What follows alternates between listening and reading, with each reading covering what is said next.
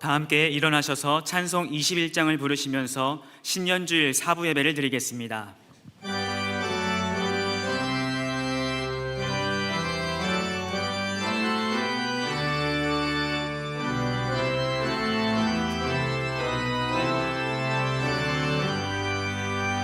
다 찬양하여라 전능왕 창조의 주께 내어라 주 찬양 평강과 구원의 주님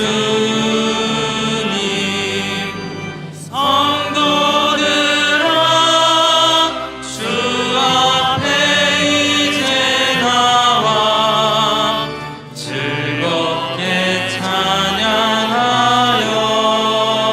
찬양하여라 다 찬양하여라 놀라운 만유의 주께 포근한 날개 빛 늘 품어주시는 주님 성도들아 주님의 뜻 안에서 내 소원 다 이루리라 다 찬양하여라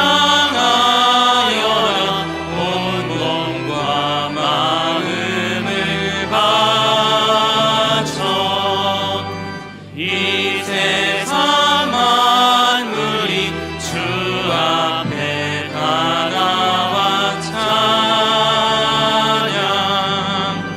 성도들아 기쁘게 소리 높여 영원히 찬양하여라.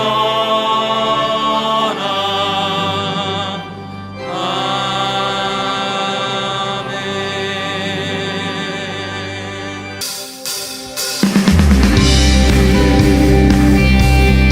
할렐루야. 우리 마음속에 성령님의 사랑이 가득 차기를 소망합니다.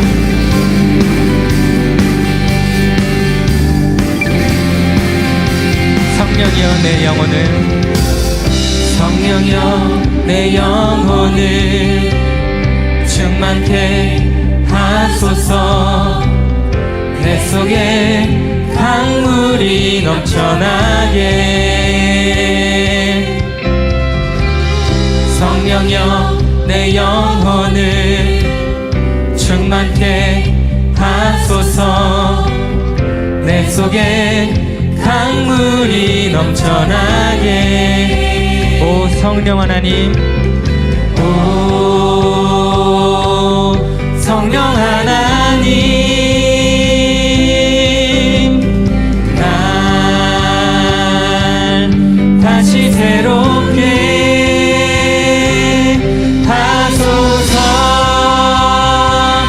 채우소서 채우소서 내 영혼이 세상 유혹 다 이기고 다시 주를 닮아가도록 우리 처음부터 성령이여 성령여 내 영혼을 충만케 하소서 내 속에 강물이 넘쳐나게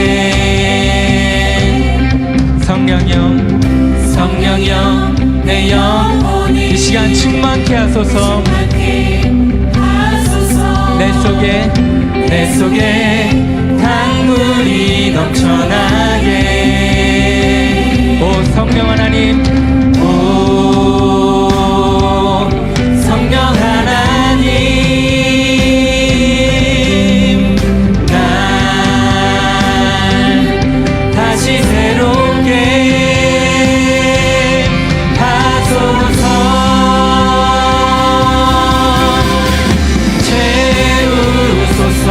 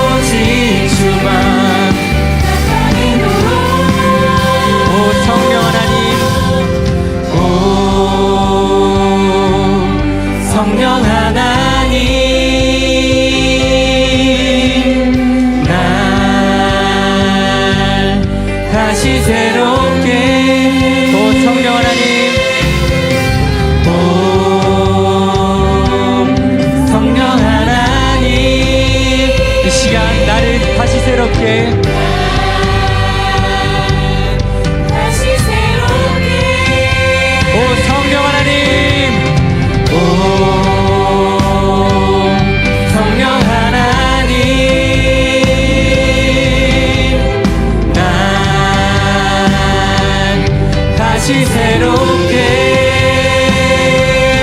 하소서.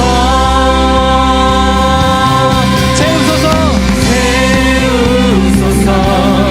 내 영혼이 세상 유혹 다 이기고 다시 주를 닮아가도록.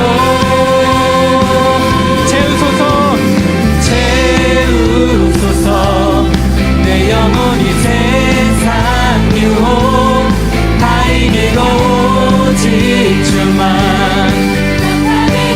우리 한 번 더 고백하겠습니다. 채우소서. 채우소서. 내 영혼이 세상 유혹 다 이기고 다시 주를 닮아가도록. 채우소서. 내 영혼이 세상 유혹 다 이기고 오직 주만 나타내도록. 할렐루야. 주님, 우리가 오직 주님만을 닮아가길 소망합니다.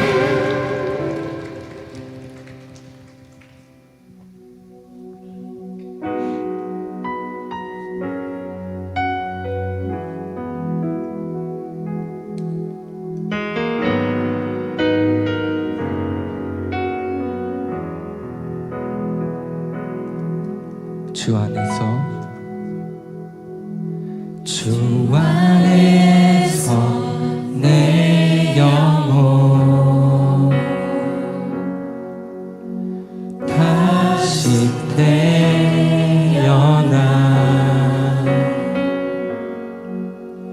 이전 것은 지나고 새롭게 됐네. 죄로 물든 내 모습 예수와 함께 죽고 부활 생명 내 안에 새로운 삶이 열렸네.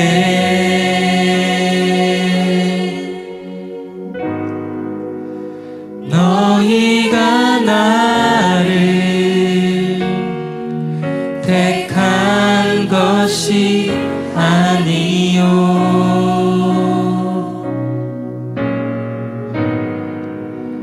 내가 너희를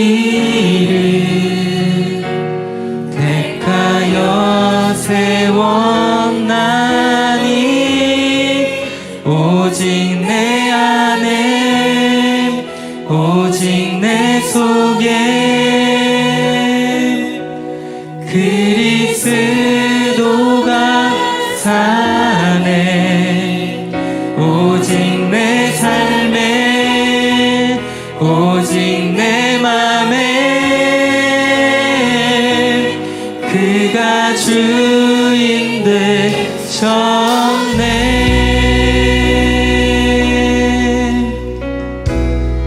죄로 물든 내 모습 예수와 함께 죽고 부활 생명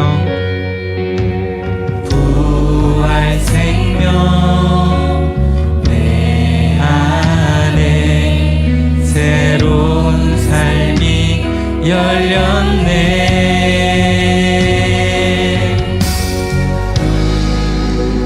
너희가 나를 택한 것이 아니요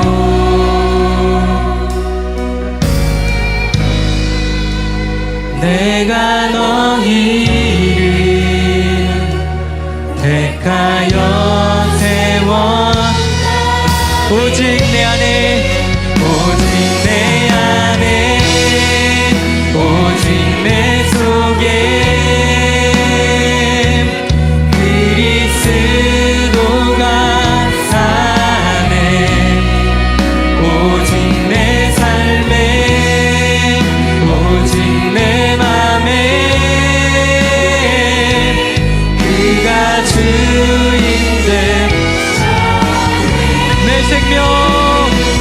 내 생명 그 안에 그의 생명 내 안에 나의 삶이 이전과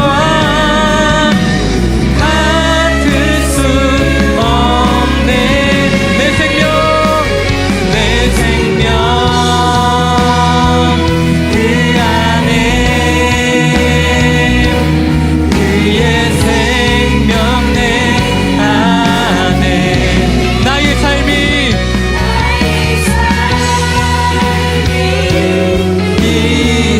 이전과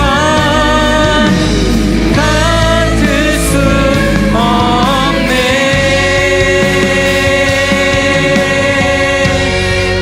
오직 내 안에 오직 내 속에 그리스도가 사네. 오직 내 삶에 오직 내 맘에 오직 주님이 주인 되셨습니다. 오직 내 안에 오직 내 안에 오직 내 속에 그리스도가 사네. 오직 내 삶에 오직 내 맘에 그가 주인 되셨네. 이 시간 함께 오늘 드릴 예배를 위해서 간절히 기도하며 나아가겠습니다. 하나님 말씀은 시편 51편 10절에서 12절까지 말씀입니다. 구약성경 839페이지입니다. 시편 51편 10절에서 12절까지의 말씀 제가 봉독하겠습니다. 하나님이여 내 속에 정한 마음을 창조하시고 내 안에 정직한 영을 새롭게 하소서. 나를 주 앞에서 쫓아내지 마시며 주의 성령을 내게서 거두지 마소서.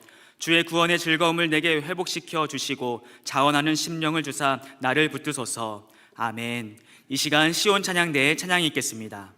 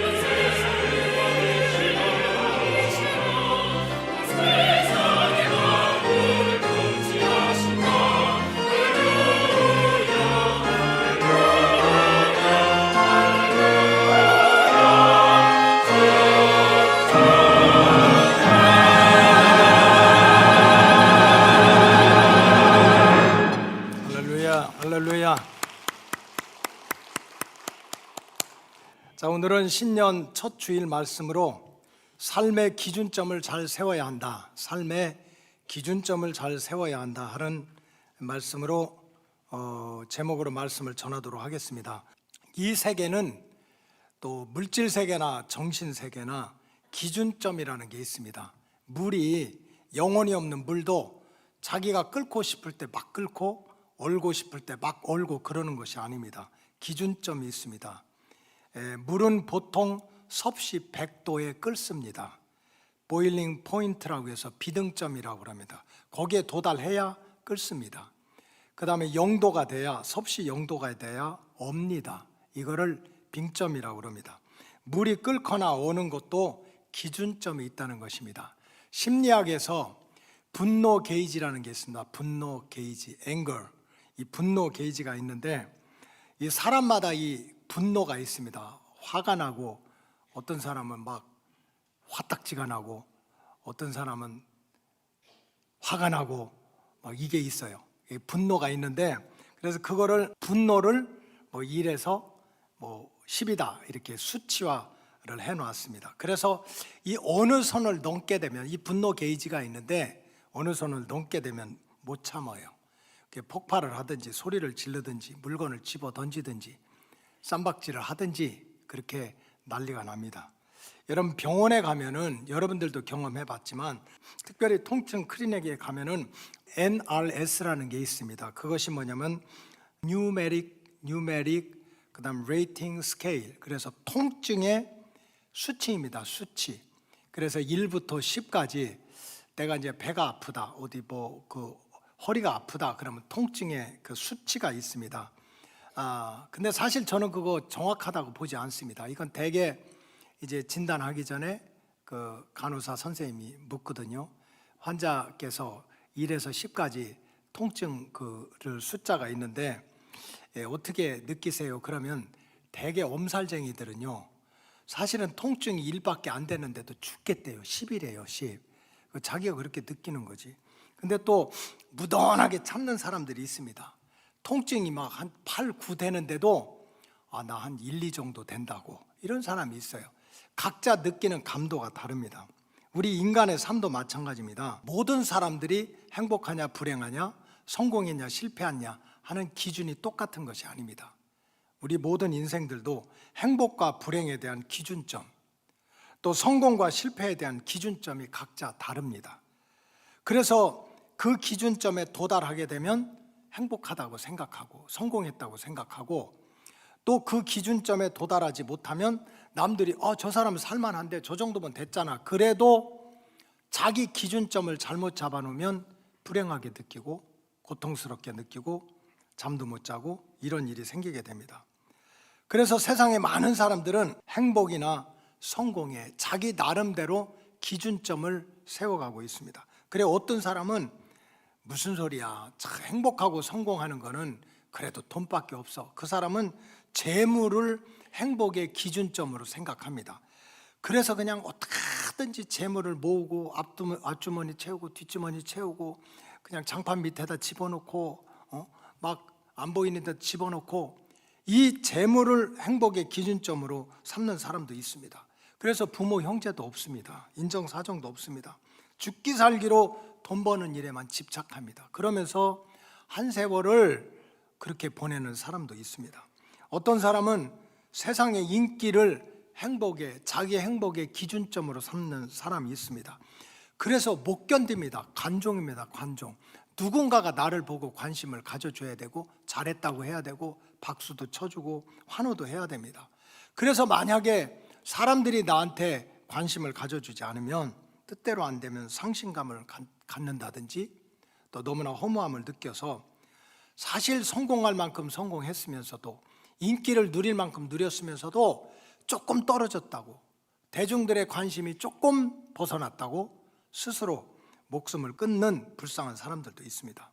어떤 사람은 세상 권력 무슨 소리야, 권력이 최고지, 이 권력을 행복이나 성공의 기준점으로 삼는 사람들도 있습니다. 그 사람들은 어떻게든지 사람들을 통치하고 컨트롤하고 그 다음에 사람 위에서 군림하고 싶어가지고 수단 방법 가리지 않고 어떻게 하든지 이 세상 권세를 잡아보려고 씨름을 합니다. 그래서 이건 뭐 사돈의 팔촌 숟가락 젓가락까지 다 팔아 넘기면서 세상 그런 권력을 잡아보려고 씨름하는 사람들도 있습니다. 그러다가 자기도 망하고 또 주변에 많은 사람들도 어렵게 하는 사람들이 세상에 부지기수입니다. 그래서 예수 믿고 하나님의 자녀가 된 주의 백성들은 따라하시기 바랍니다. 달라야 한다. 먹고 마시는 것 잠자리가 달라야 되는 것이 아니고 비록 육신을 가지고 이 세상을 살아간다 할지라도 삶의 기준이 달라야 된다는 거예요. 똑같이 육체를 가지고 이 땅을 살아가지만 세상 사람들과는 다르게 행복의 기준, 성공의 기준이 달라져야 된다는 거예요. 성경적으로 말씀드리면 행복한 일이 많죠. 자녀가 합격을 해서 행복하고 결혼 잘해서 행복하고 남편이 돈 잘 벌어와서 행복하고 성공한 거지만 그러나 그런 기준이 아닌 세상 사람들과는 뭔가 다른 자기 삶의 기준이 있어야 된다. 성경적으로 말씀드리면 비록 육체를 가지고 이 땅을 살아가지만 안 믿는 사람은 모르지만 눈에 보이지 않지만 성경대로 구원함을 얻은 기쁨이 세상에서 제일이라는 이 진리가 내 삶의 기준이 돼야 되고 내 삶의 그런 표준이 돼야 된다는 뜻입니다. 오늘 본문이 바로 그런 내용입니다. 오늘 본문에 보면 다윗 왕이 기가 막힌 고통을 가지고 하나님 앞에 기도를 합니다. 밤새도록 잠도 안 자고 기도를 하는데 얼마나 눈물을 흘렸는지 자기 침상이 다 젖을 정도로 기도를 하는 내용입니다. 그 내용은 이렇습니다. 하나님께로부터 나를 쫓아내지 말아 달라고. 이 구원받은 즐거움이 옛날에 있었는데, 구원받은 감격이 있었는데 그걸 잃어버렸습니다. 이 구원함을 얻은 기쁨을 회복시켜 달라고 침상을 눈물로 적시면서 밤새도록 기도하는 그런 모습을 오늘 우리가 읽었습니다.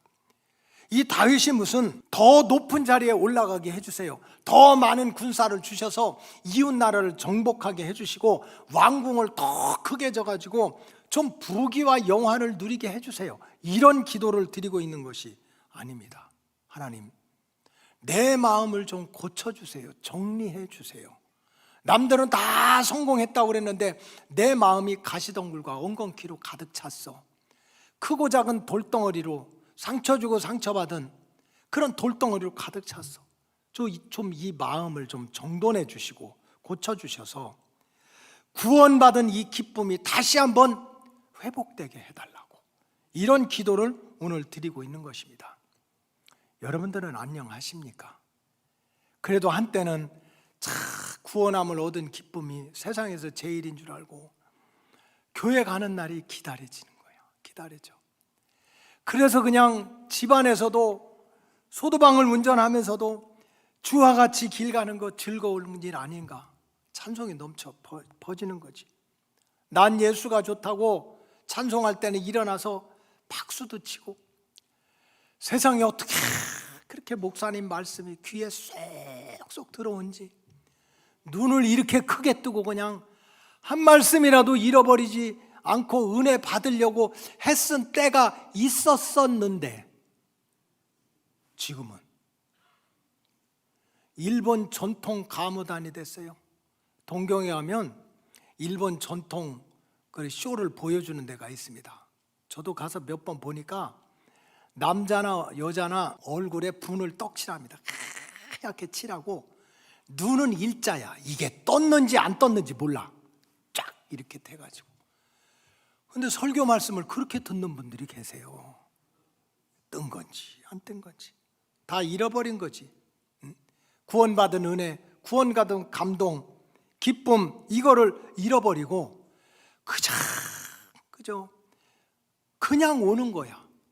그래서 왜 교회 다니냐고 물으면, 왜 오냐고 물으면 그냥 온대. 찝찝해서. 그래도 그동안 다닌 게 있는데 교회 안 오면 뭐 좀 그렇고, 오자니 또 그렇고, 살자니 고생이고 죽자니 청춘이라 그냥 산대. 이게 구원함을 얻은 은혜와 감동을 잃어버린 거예요.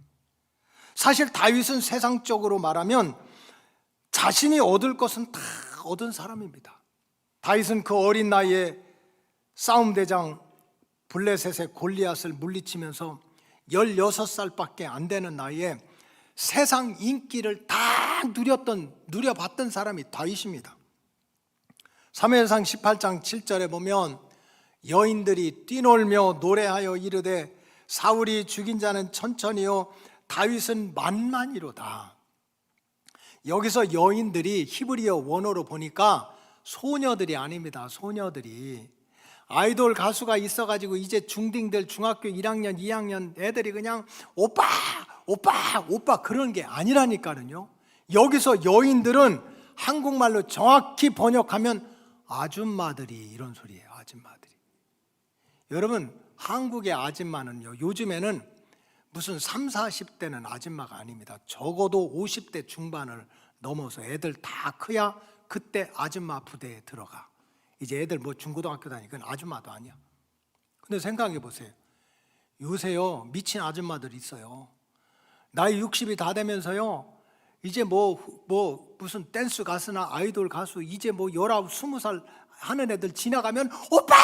오빠! 그런 사람들도 있다니까. 자, 옆 사람 보고 얘기하세요. 정신 차려라. 정신 차려라. 지금 다윗은 16살의 나이에 그냥 길거리에서 다윗을 보면 그 아줌마들이 그냥 다윗 최고라고 다윗 최고라고 이런 인기를 다 누렸던 사람이 다윗입니다.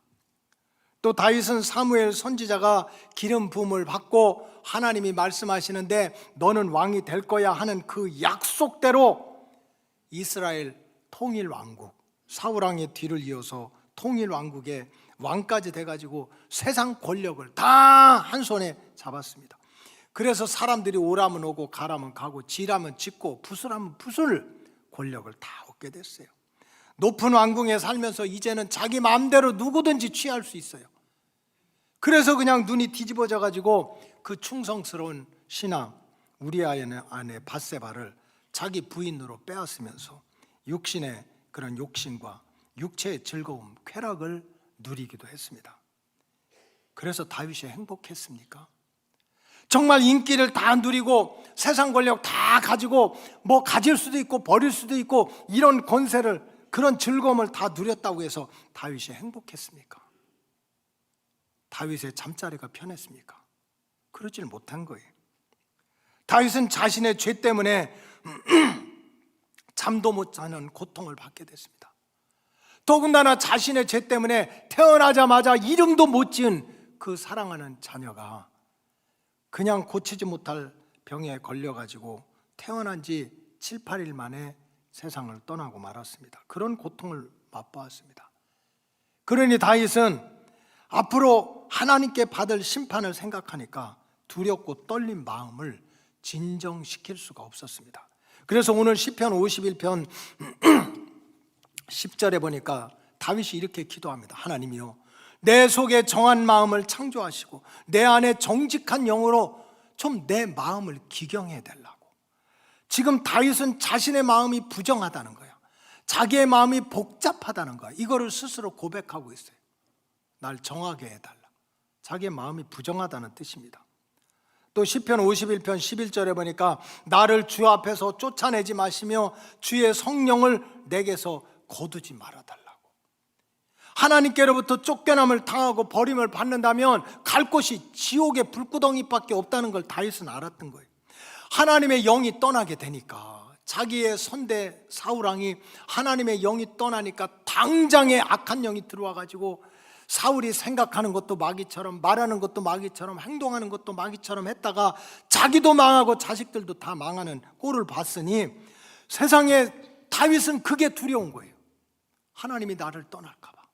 하나님의 영이 떠나면 집에서 쫓겨났던 마귀가 7 마귀를 다시 데리고 와서 자기 인생을 결박하고 마귀의 손에 끌려다닐 자기 인생을 생각하니까 너무 두려운 거예요. 그래서 다윗은 하나님 앞에서 내 마음을 다시 정돈해 주시고 정결하게 씻어주시고 나를 쫓아내지 마시고, 다른 것이 아닙니다. 왕궁을 달라는 것도 아니고 군대를 더 많이 보내달라는 것도 아니라 예전에 받았던 그 구원함을 얻은 기쁨, 구원함을 얻은 감동을 회복시켜 달라고 밤을 새워가면서 침상을 적시면서 기도를 지금 하고 있습니다. 다윗이 왜 그러고 있습니까? 다윗은 늦게라도 깨달았기 때문입니다. 깨닫는 것이 은혜입니다. 인기를 누려보고 왕의 자리에 올라가보고 높은 궁에 올라가서 세상 건 내가 다 가질 수도 있고 버릴 수도 있어서 행복할 줄 알았는데, 그게 성공인 줄 알았는데 그게 아니라는 거예요. 그 힘 때문에, 그 권세 때문에 우리의 마음은 복잡해지고 죄 짓는 자기의 모습을 보고 이건 행복이 아니다, 이건 기쁨이 아니다. 눈에 보이지 않지만 하나님으로부터 받은 이 구원받은 은혜, 구원받은 감동, 이것처럼 귀한 게 없다. 그래서 구원함을 얻은 기쁨이 세상에서 제일임을 뒤늦게 깨달았기 때문에 다윗은 이렇게 구원의 즐거움을 회복시켜 달라고 오늘 기도를 드리고 있는 내용입니다. 따라서 우리 로고스 가족들은 따라하시기 바랍니다. 더 늦기 전에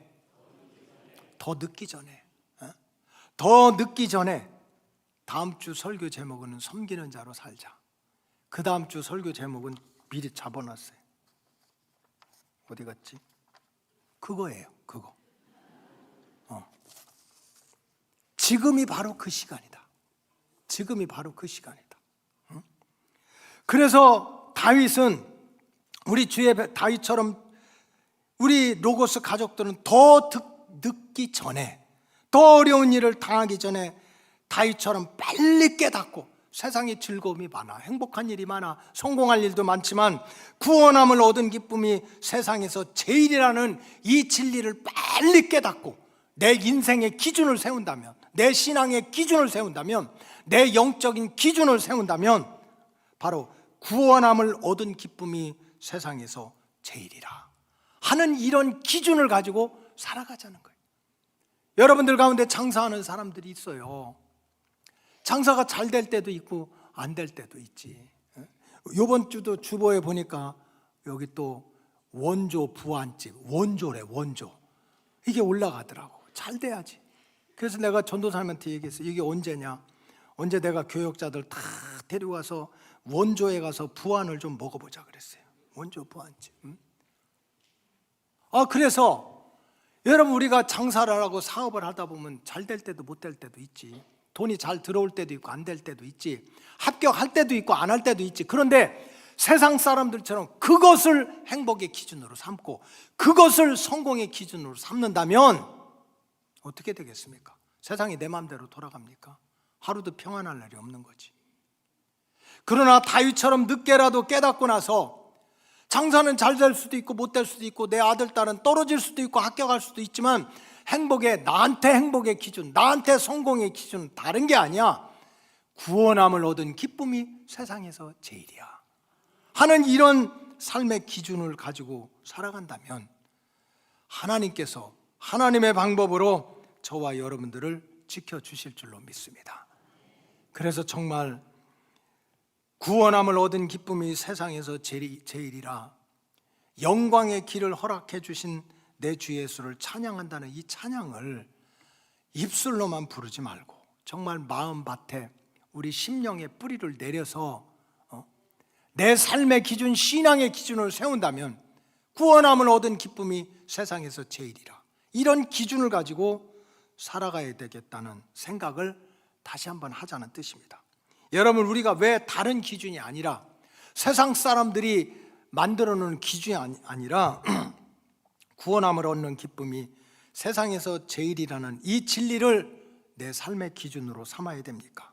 성경적으로 말씀드리면 첫째로 구원함을 얻은 역사는 우리 인생들의 허물과 약점들, 그동안 내가 알고 지은 죄와 모르고 지은 죄를 모두 그런 죄로부터 오는 심판과 저주를 도말해주는, 도말이라는 것은 완전히 깨서 가루처럼 만들어서 하늘로 날려버린다는 거예요.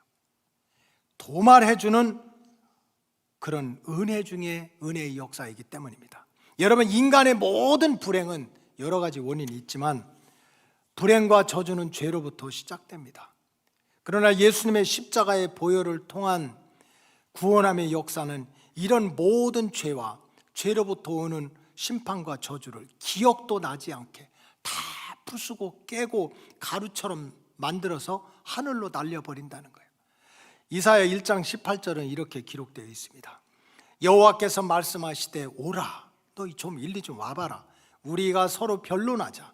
너의 죄가 주홍 같을지라도 눈과 같이 희어질 것이요 진홍같이 붉을지라도 양털같이 희어지리라. 여러분, 우리 하나님은요, 정말 우리가 잘못했다고, 허물이 있다고, 약점이 있다고, 저거 망하게 하라, 저거 지옥 가게 하라, 그런 분이 아니라니까요. 하나님이 먼저 찾아와서 이리로 와 보자, 나랑 한번 얘기해 보자, 이러면 안 되지 않느냐. 지금 우리가 용서를 해달라는 게 아닙니다. 우리가 나를 씻어달라는 게 아니야. 하나님이 친히 찾아와셔서 우리 한번 얘기해 보자.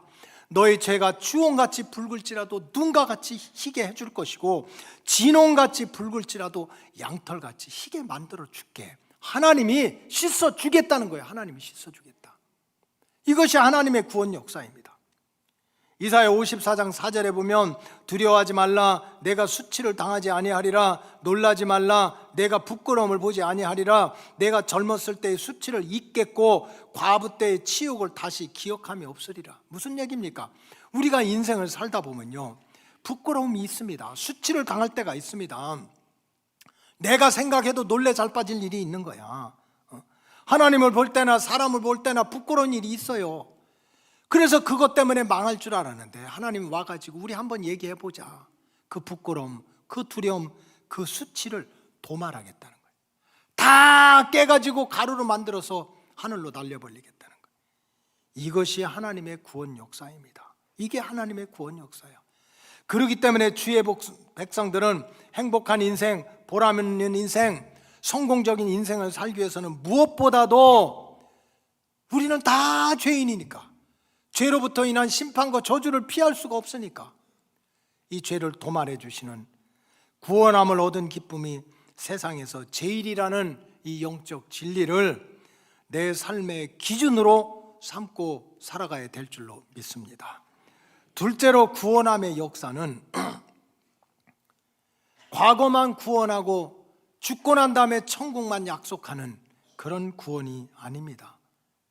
예수님을 통한 구원의 역사는 과거로부터 시작된 죄로 인한 심판과 저주를 종식시키는 일과 또는 미래에 다가올 하나님의 나라, 죽고 난 다음에 들어갈 하나님의 나라의 복만 받게 하는 것이 아닙니다. 성경에 보면 하나님의 구원 역사는 과거에 대한 구원, 죄사함의 구원과 미래에 다가올 구원, 하나님의 나라에 입성을 하고 영생을 얻는 구원만을 약속하는 것이 아니라 현재적인 나의 삶의 자리도 변화시켜 주셔서 하늘의 천국을 이 땅에서부터 맛보게 하는 현세적인 구원입니다. 죽고 난 다음엔 천국 가고 옛날 일만 용서하고 현재는 죽어라고 고생하고 쓰러지고 넘어져. 그러나 죽고 난 다음엔 잘 될 거야. 이것이 하나님의 구원이 아니라는 뜻입니다. 하나님의 구원 역사는 또한 우리가 영원히 구원받아야 된다니까 영만 구원받고 그런 것이 아닙니다. 우리가 이 땅에 살아갈 때는 우리가 육체도 평안해야 되고 마음도 평안해야 되지 않습니까? 그래서 하나님의 구원은 우리 영과 육과 혼을 구원하는 온전한 구원입니다. 성경의 역사가 바로 그런 내용입니다. 사도행전 3장에 보면은 나면서부터 안진뱅이가 있습니다. 40년 동안 성전 앞에서 거짓 노릇을 했습니다. 남들은 다 하나님 만났다, 성전에 들어가서 말씀 들었다, 은혜 받았다 하는데 성전에 한 발자국도 못 들어오던 사람이었습니다. 그리고 안진뱅이로 40년 동안 거지 같은 인생을 살았습니다.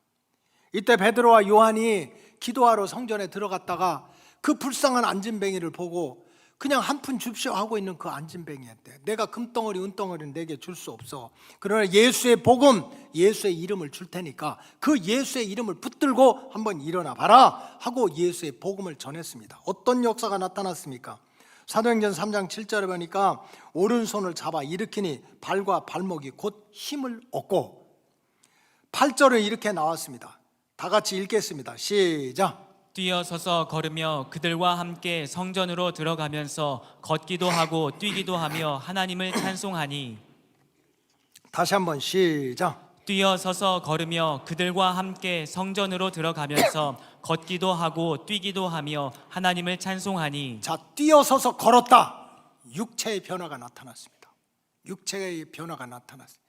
못 서던 사람이 섰습니다. 못 걷던 사람이 걷게 됐습니다. 육체의 변화가 나타났고 그들과 함께 성전에 들어가면서 걷기도 하고 뛰기도 했다. 여기 헬라의 원어에 보면은 마음이 기뻐가지고 펄떡펄떡 뛰었다는 거예요. 여러분 진짜 기쁘면 팔딱팔딱 뛰지 않습니까?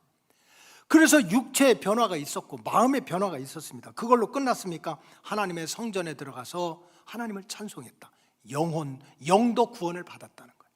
하나님의 구원은 과거의 죄만 용서하고 죽고 난 다음에 천국만 얘기하는 게 아니라 지금 우리가 살고 있는 이 땅에서 우리 영과 육과 혼의 구원을 이 땅에서부터 누리게 하는 거예요. 이 땅에서부터. 요한복음 11장도 같은 내용입니다. 나사로가 죽었다가 살아나는 역사가 나옵니다. 나사로가 죽었습니다. 무덤에 갇힌 지 나흘이가 내서 이제 썩은 냄새가 난다고 다 이제 끝났다고 포기하고 있었습니다. 늦게 도착한 예수님을 향해서 그렇게 예수님을 사랑했던 마리아와 마르다까지 원망을 했습니다. 예수님 좀 일찍 오셨으면. 조실부모에서 아버지 어머니 손에서 크지도 못하고 오빠를 아버지 삼고 어머니 삼고 살았는데 왜 우리 오빠를 죽게 하느냐고. 이런 마리아와 마르다를 향해서 예수님이 뭐라고 말씀하셨습니까? 요한복음 11장 40절에 보니까 예수께서 이르시되 내 말이 내가 믿으면 하나님의 영광을 보리라. 너 지금 속상하지? 원망으로 가득 찼지? 못 살겠지? 그래도 내 말을 믿어. 내 말을 한번 붙잡아봐. 그러면 하나님의 영광을 본다는 거야. 죽고 난 다음에 아닙니다. 지금입니다. 마음만 위로받는다는 게 아닙니다. 내 오빠의 육체도 변화받을 수 있다는. 하나님의 구원 역사는 바로 지금 이 자리에서 일어날 수 있다고. 그렇게 주님이 말씀하고 계십니다. 예수님에 대한 온전한 믿음을 가지면, 주님의 말씀에 대한 온전한 믿음을 가지면 그냥 마음만 위로받고 죽은 다음에 천국 가는 것이 아니라 이 땅에서부터 하나님이 보여주시는 구원의 역사, 하나님이 보여주는 천국, 마음속으로 들어오면 마음의 천국이고 가정에 들어가면 가정의 천국이고 인생에 들어가면 인생의 천국을 이 땅에서부터 너희들이 눈으로 볼 수 있다는 뜻입니다. 그래서 사도 바울은 고린도 교인들한테 뭐라고 편지를 썼습니까? 고린도후서 5장 17절에 보니까 그런 중 누구든지 그리스도 안에 있으면 새로운 피조물이 된다. 엔 크리스토라고 써 있어요. 그리스도 안에. 신앙생활을 그냥 변두리만 쭉쭉 돌지 말고 성전의 마당만 밟고 다니지 말고 예수 안으로 들어오라는 거예요. 예수 안에. 예수님을 사랑하고 예수한테 푹 빠져서 신앙생활하는 거예요. 예수 안에 어떻게 빠지라는 거예요? 예수님께 어떻게 빠지래요? 여기는 다 고구마들만 앉아 있어. 8시에는 퐁당 빠지라고 그랬대. 거기는 물고기들만 있고 9시 반에는 예수님한테 어떻게 빠지는가 했더니 뭐라고 그랬더라? 쏙 빠진다고 그랬나? 근데 여기는 다 고구마처럼 푹 빠지라. 여러분 한번 빠져보셨어요? 누군가를 사랑하고 누군가를 존중하는 거에 빠져보셨느냐고. 빠지면 보이는 게 없어요. 시간이 문제입니까? 거리가 문제입니까? 바울이 그렇게 얘기하는 거예요. 왜 우리가 신앙생활하면서 믿음을 통한 행복이 없고 믿음을 통한 성공이 없고 믿음을 통한 기쁨이 없냐? 겉돌아서 그런 거예요. 겉돌아서 예수님께 빠져도 폭 빠지지 못하는 거예요. 그런데 또 교인 중에 이런 교인들이 있대요. 너무 깊게 빠지지 말라고. 그러다가 은혜 받으면 큰일 난다고. 이런 사람도 있대요. 이건 마귀 사춘이지 아니면 들어온 신천지든지. 여러분 성경은 정말 예수님 안에, 예수님 품 안에 한번 푹 빠져보라는 거예요. 사랑에 푹 빠지면 거리가 문제입니까? 사랑에 푹 빠진 사람이 전화한다고 그래가지고서 그 계산 하나요? 전화가 하나님한테 기도하는 건데. 그래서 누구든지 그리스도 안에 쏙 들어오면 새로운 피조물이 되고 이전 것은 지나간다는 거예요. 지나간다. 맨날 이전 귀신, 과거의 귀신, 과거의 실패, 과거의 영광, 이거에 붙들려 사는 그것이 지나가고 보라, new being, 새로운 존재로 변화시켜 주신다는 거예요. 이게 뭡니까? 현재적인 구원입니다. 과거만 구원하고 죽고 난 다음에 천국만 약속하는 것이 아니라 오늘 이 자리에서부터, 이 시간에서부터 하나님의 변화의 역사는 시작된다는 뜻입니다. 따라서 우리 로고스 가족들은 예수님을 통한 구원의 은총이 세상에서 제일이라는 이 진리를 내 삶의 기준으로 삼고 살아가야 될 줄로 믿습니다. 마지막으로 하나님의 구원 역사는 내 영혼의 미래를 책임지는 그런 축복의 열쇠입니다. 내 영혼의 미래를 책임지는 그런 축복의 열쇠입니다. 오늘 본문에 보면 다윗이 하나님께 정말 간절히 기도하고 있습니다. 하나님, 좀 내 마음을 정리해 주세요. 내 마음이 왜 그렇게 복잡합니까? 하나님, 내 영을 좀 성령으로 채워주셔서 거룩하게 해주세요. 왜 이렇게 마귀 사탄이 내 마음에서 들락날락합니까? 하나님, 나를 주 앞에서 쫓아내지 마시고 하나님의 영을 거두어 가지 마세요. 이 구원받은 즐거움을 회복시켜 주셔서 나를 좀 떨쳐버리지 않고 하나님 붙잡고 살아가게 해주세요. 다윗이 왜 이렇게 간절한 기도를 드리고 있습니까? 지금 다윗은 무슨 왕의 자리에서 쫓겨나가지고 전전긍긍하고 있습니까? 절대로 그게 아닙니다. 아니면 골리앗 같은 싸움 대장이 쳐들어와가지고 또 예루살렘을 포위해가지고 다윗이 죽느냐 사느냐 하는 그러한 위기 속에 빠져 있습니까? 그것도 아닙니다.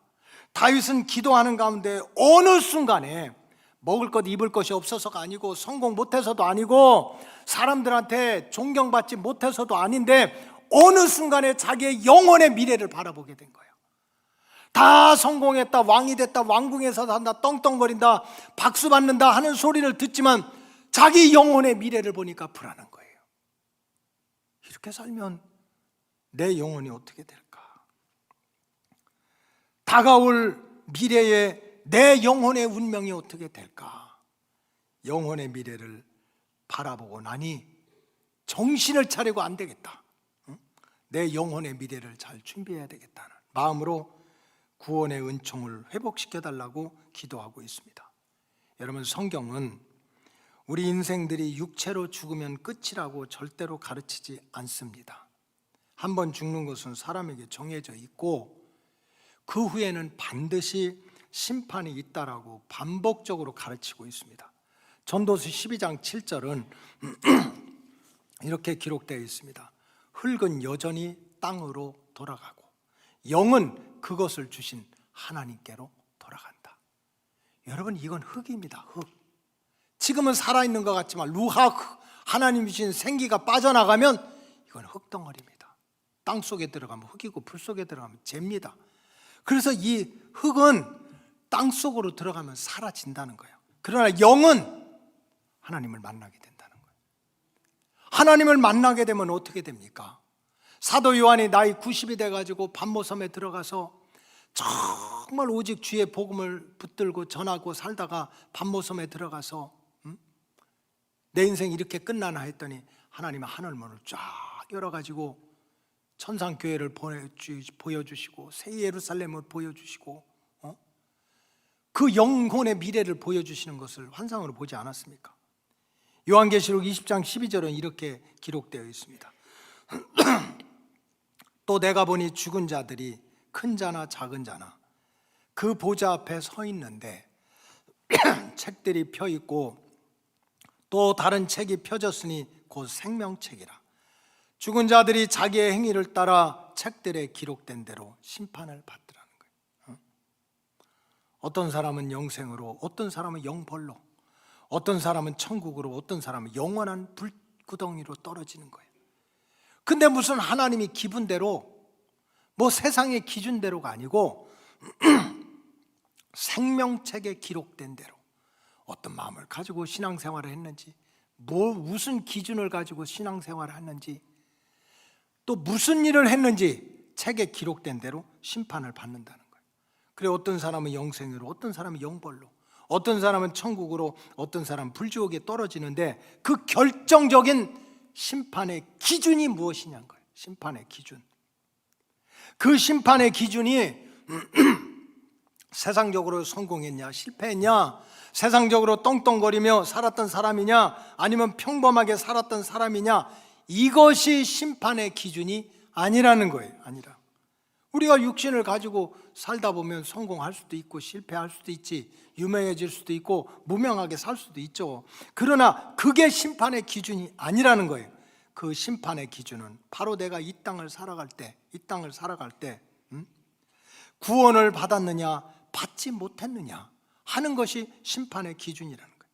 다시 말씀드리면 예수님께 택함을 받아가지고 구원의 은총을 받아서 구원함을 얻은 기쁨이 세상에서 제일이라는 그런 기준을 가지고 믿음을 가지고 살아간 사람만이 최후의 심판에서 구원받고 영생의 길로 인도함을 받는다는 뜻입니다.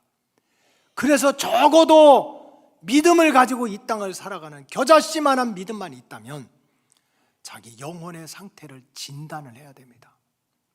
그냥 육신의 건강검진만 받으려고 여기저기 뛰어다니지 말고 영적으로 내 자신을 영적인 건강 진단을 해야 됩니다.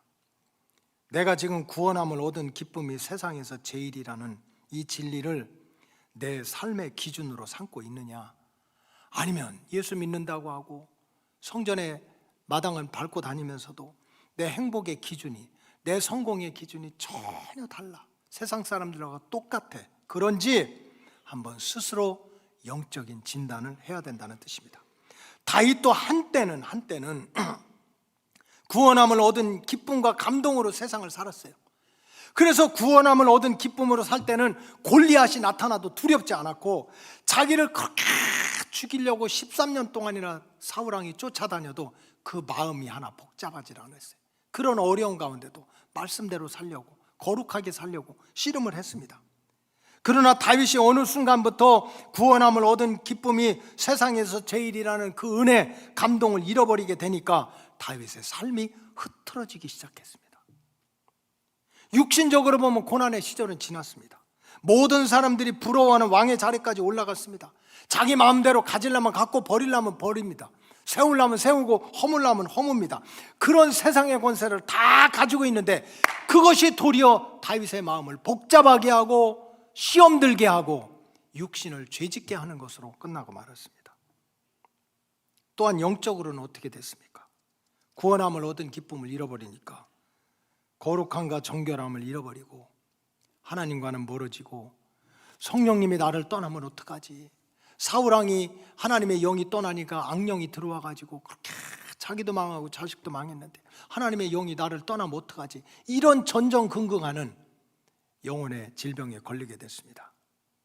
이것은 앞으로 다윗의 영혼이 망해도 영원히 망하는 길로, 벌을 받아도 영원히 벌을 받는 길로 떨어지고 있다는 뜻입니다. 바로 이때 다윗이, 따라하세요, 정신을 차리고 깨닫는 때가 축복의 때인 줄로 믿습니다. 바로 정신을 차리고 이제는 다른 것을 구하는 것이 아니고 구원받은 은혜, 구원받은 이 감동, 구원받은 즐거움을 회복시켜 달라고 눈물로 기도하는 내용이었습니다. 2024년 우리 교회 영적인 표어를 구원함을 얻은 기쁨으로 복된 삶을 누리는 교회가 되자라는 표어를 만들었습니다.